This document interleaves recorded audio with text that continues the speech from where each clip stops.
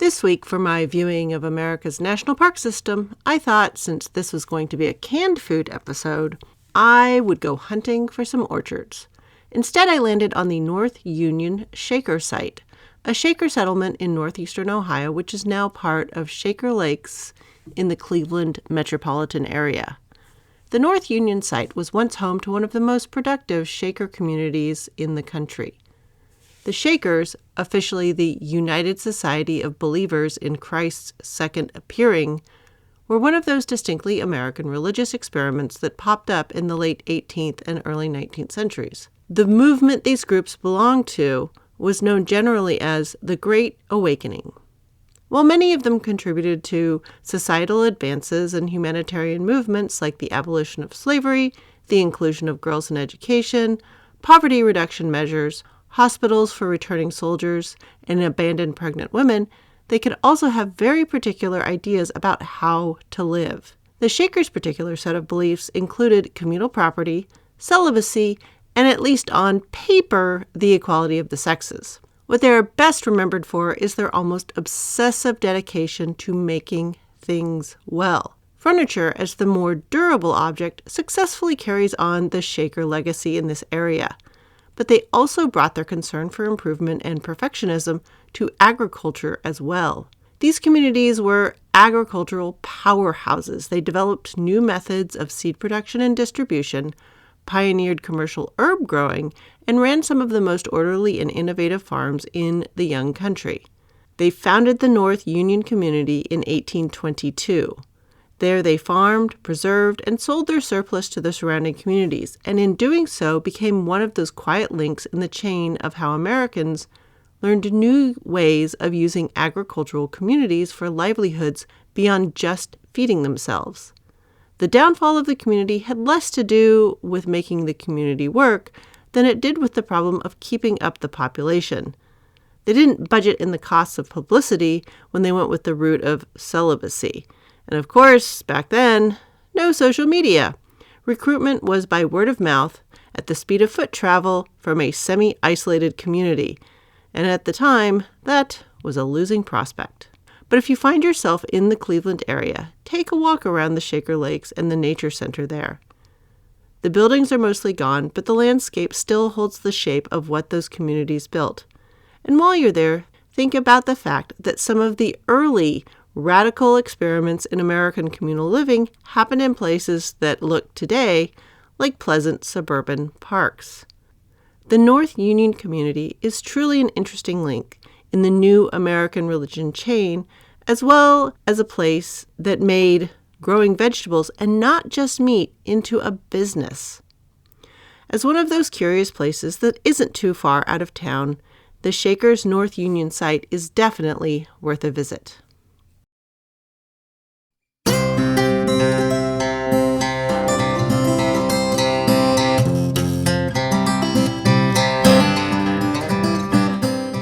Episode 163, The First Canned Food War.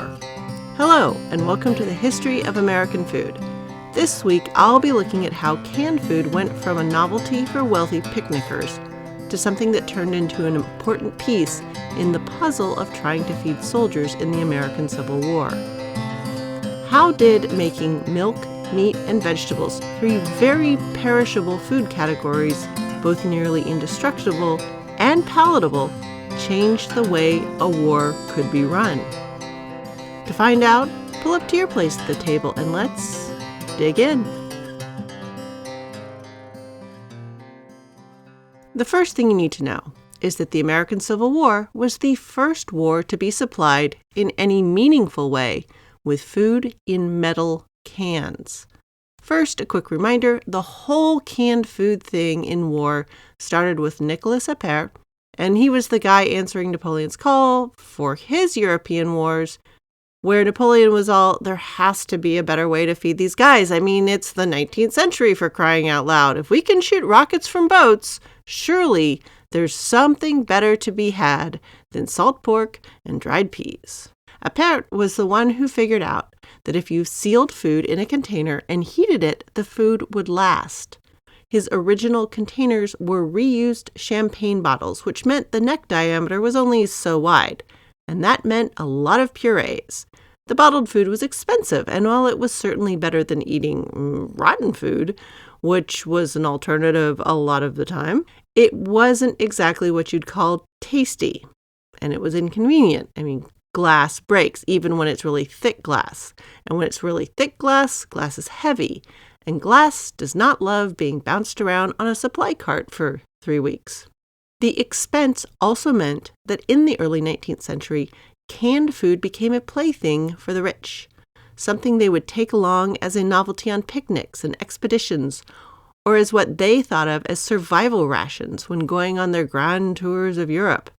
This was an age when just lounging around Europe on your parents' money for a year or so and then shipping back ancient Greek and Roman and Egyptian artifacts was like totally the thing you did. But the grand tour had its discomforts, and this often included the suspicion of local milk. As a result, one popular item on these trips was evaporated milk, another apart invention. This was milk boiled until about 60% of the moisture was removed. And so these wealthy young travelers started doing the trip with cans of this evaporated or condensed milk for their morning tea or coffee. The range of earliest canned foods reflected exactly who was buying them. Canned lobster, canned oysters, canned pheasant, canned pâté, canned truffles. It was all luxury food for a luxury market. The early commercial canners used both glass bottles and tin-plated cast iron or steel. After a while, manufacturers gradually all switched to metal, both because glass prices started to rise and because canned food was used mainly as a traveling ration. Metal cans were simply preferred when your food was going to spend time being jostled around in a trunk or a saddlebag. Canning food in tin-plated cast iron, and later steel, could really only have become an industry as part of the 19th century Industrial Revolution. To explain how, let me roll things back a little bit. For as long as iron has been smelted out of ores and made into tools, it was known that iron was always in danger of rusting. So mountains of hours were burned in different attempts to stop it from doing that. Different solutions to the problem were used in different applications. One of the early ones, adding more carbon to the mix, worked for some objects like weapons, as it made the iron stronger and able to hold an edge for longer. But making your iron stronger wasn't useful when you wanted to use it for things that needed to be more flexible or worked into thinner and more delicate applications.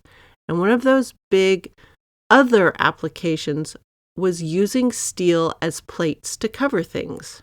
In the past, sheets of different kinds of iron had been made by laborious hand and later water-powered hammering. And this was still the way things were done in the southern states, where enslaved labor caused the people who owned them to refuse to invest in technology upgrades. But in the states where labor was an expense, innovation and mechanization and automation of the process were delivered.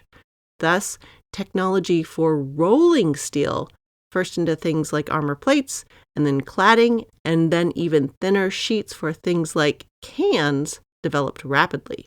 In rolled steel, fortifying this iron with large amounts of carbon would have hindered the rolling process. Besides, that springy, hard carbon steel is only rust-resistant, not rust-proof.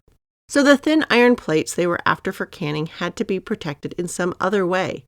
Plating iron and steel with non-rusting metals was the route they took. Tin had been serving for years as a cladding or cover for other metals in cookware, so tin plating in food storing cans was a great fit. And when I get into canning as a science and a general food trend in a future episode, I will go into all of this in more depth. But for right now, this episode is much more about the changes canned food had on war.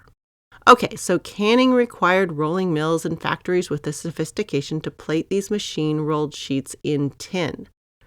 That meant any canning factories could only exist in states that had invested in the new technology. That is, in the states with broad industrial bases where they had outlawed slavery.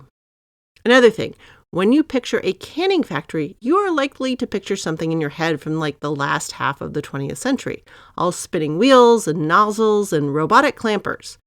That is not what was going on. A big reason the early canned goods had been for the rich was because they were high-effort objects. The cans were hand-cut. The side seam was hand-soldered. The food was packed into the cans, by hand, and the top and the bottom were also hand-soldered on. Every single can was assembled by hand, and the processing of the contents could take anywhere from 30 minutes up to 6 hours. And because no one knew exactly what they were trying to accomplish with canning other than not to have the food go bad, temperature and timing were not always exact. The methods they were using left a lot of chances for the development of botulinum toxin and the dreaded painful death from botulism. There was also the problem that hand soldering often left small leaks, and the rotting, just regular rotting, the kind that occurs in the presence of air, would also happen, but only to be seen weeks or months later.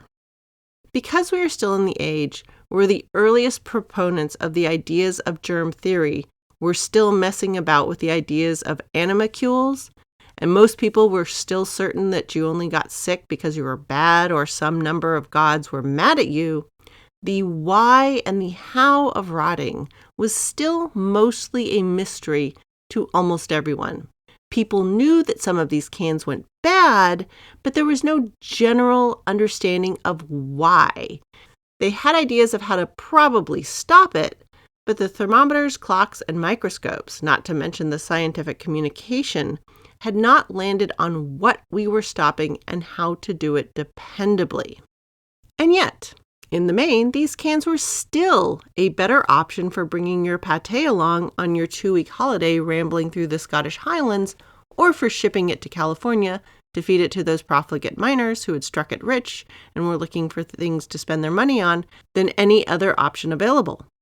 So before the Civil War, canned food items were more or less a novelty item for the rich, or an aspirational item for people who wanted to look fancy. For a modern comparison, think like Dubai chocolate for that minute last year, or Vienetta ice cream cakes back in the 1980s. And if you don't know what I'm talking about, go look it up. Or, okay, there'll also be a link in the show notes. Even with all these dangers, canning mostly worked, and then it had this sort of aura of fanciness. Cans were far better than anything that had existed before. Cans were still the best option for preserving food ever. So let's go on to the first and possibly the most famous canned item to play a role in the American Civil War: canned milk. Now, as I said at the top, evaporated milk goes all the way back to Nicholas Appert in the 1820s. The stuff those early rich kids were putting in their Italian coffee as they lounged in crumbling Italian villas and pensiones, as they toured the great cathedrals of Florence or watched adorable gondolas on the canals of Venice, or Venezia when they were feeling romantic, when they wrote their letters home. Whatever. This evaporated milk was simple. It was boiled until about 60% of the water was taken out. This meant there was not enough water for normal bacteria growth to continue. But it didn't stop it entirely. The real breakthrough in evaporated milk came in the 1850s when Gail Borden added a whole bunch of sugar to the milk. And instead of just boiling it in a pan, he vacuum boiled it. In other words, he caused the milk to boil and remove the liquid under extremely low pressure. And the result was a sweetened, condensed milk. The high sugar concentration was above what bacteria could tolerate, sort of the same way that honey doesn't rot. But what it really meant for the sweetened condensed milk is that it had a longer shelf life than plain evaporated milk. First, while closed up in the can, and it would even last longer when opened. Sugar was doing the preservation work that the can alone and the technology being used at the time couldn't quite manage. Gail Borden's aim when he came up with the formula was to make, quote, milk as common on shipboard as sugar. For at this time, liquid milk was something you only got while on land, and generally only when close to home. Before Borden managed to hit on this truly good idea, he had experienced some semi-successes and some expensive failures. But vacuum evaporated condensed milk was it. And the massive amounts of sugar made it not just long-lasting, safely edible, and even palatable, it was actually really tasty. His first sweetened condensed milk factory opened in 1856, but there weren't many takers at that point. I mean, why pay this premium price for a milk that has limited uses? And it acted very differently from in-season fresh milk. But a few years later, the U.S. Army started to see that rebellion by the slaveholding states was all but inevitable. This planning, along with plenty of skirmishes with Mexico and other Spanish-aligned countries and colonies, got the logistics people started on the supply problems of a big war. As we'll discuss later, they did not think big enough, but a first single purchase of 500 pounds of condensed milk in 1861 was a turning point for both Borden and for the way canned food would be seen by soldiers and soon the general public. Before the war, premium-priced sweetened canned milk in a civilian kitchen would be an oddity, or maybe a rare treat for adding to a custard sauce or something. But a can of sweet milk that can bounce around on trains and live for weeks on a supply cart or in a soldier's backpack, that was a prize beyond any cost. If anything, while the American Civil War was a net loss for both sides of the conflict, as every civil war is, one of the victors of the entire event was the main investor in Gail Borden and his sweetened condensed milk. While canned sweetened condensed milk would cast the longest shadow, other canned goods were also making it to soldiers once it became clear the conflict was hunkering down for the long haul. Fruit was already a home canned good at this point, so starting to divert some home canned fruits and vegetables to the war effort was possible. But soon pipelines were set up to divert the homegrown produce to the rapidly growing canning plants in the states supporting the Union side, and farms were set up to supply these plants as well. Chicago, as an already growing hub of the ramifying American railroad system, started bringing in cows to send them through rapidly set up disassembly plants. And see, already Americans are getting squeamish about the idea of abattoirs or large-scale butchering facilities. The beef was then sent to canning facilities, and the resulting products were packed on trains and fed into the military supply system. A major organizer of this effort was Gustavus F. Swift, a name that survives into modern meat products. A pioneer in the vegetable packing industry was Gilbert Van Camp. Along with canning tomatoes, a huge hit then and now, as they are perilously fragile produce, he was also a proponent of canned beans. The miracle of canned beans is that you could take dried beans, a shelf-stable food that took hours to prepare in the field, and turn it into an instant food. The cooking could all be done far away from the battle lines and long before it was needed. So a can of beans not only stores the beans safely, it also saves the time and energy, including the wood chopping and water gathering parts. And that was truly revolutionary. And while canned beans would eventually give rise to canned pork and beans, that specific dish will have to wait for the Great War to be a war staple. But in the absence of pork and beans, other canned meat and vegetable stews were produced and delivered to soldiers. And these, like the canned beans, contained not just food, but the time and energy and supplies to cook them, things that could be hard to find on the march. All of this made canned food amazing, if not miraculous, to the Civil War soldier. The resulting rush of demand drove innovation. And so after this war, I'll walk you through the process by which cans got to be the nearly modern things that we know from World War I. But right now, the thing I want to focus on here is that canned food made food, for the time, practically indestructible. A few months on the road didn't matter. Tomatoes in November or even February were suddenly possible. Not pickled tomatoes, not ketchuped tomatoes, tomatoes that tasted like tomatoes. You could carry around emergency food in a way that you didn't have to worry about it getting wet or too hot and rotting or invaded by bugs or rats. And beyond that, canned food was instantly edible. Hardtack had to be soaked. Fire cakes had to be cooked on a fire one way or another. Those dang desiccated vegetables had to boil a minimum of 2 hours to even be approachable. And while better than rotten vegetables, they would never be good. Salt beef and salt pork had to be soaked and boiled. Even a purloined chicken took time to get from noisy poultry to dinner in the pot. Yet once you punctured your can with a bayonet, and I should note that can openers were often hammers and chisels and other contemporary tools at hand. Surprisingly, a dependable, standard, widely available can opener would not become common until several decades after canned food became a commodity. So anyway, puncture the can with your bayonet and ta-da! You have instantly edible food. Sure, an officer with cooks and access to a kitchen might use it as an ingredient, but most soldiers in the field ate the food, more or less, right out of the can, an activity that continues to this day. Canned food changed the nutrition available on the front lines and elsewhere. It started to change the amount of illness caused by both rotting food consumed by soldiers and to reduce some of the most severe vitamin deficiencies as well as just general starvation.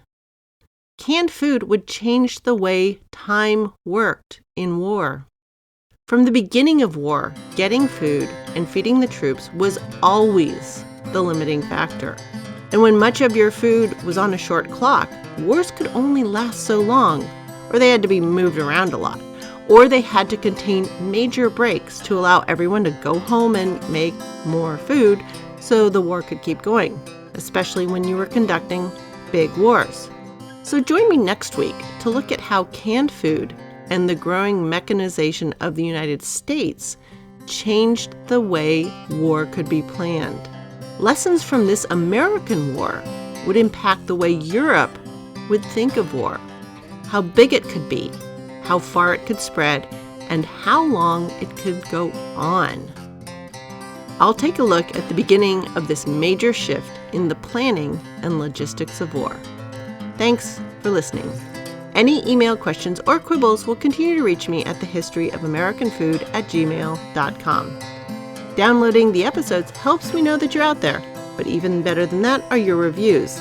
Word of mouth and a quick review on your podcast app of choice goes a long way. Music for this podcast is Fingerlympics by Dr. Turtle, and you can find me on Threads, Insta, and elsewhere as @THOA Food. And all of this information is available in the show description.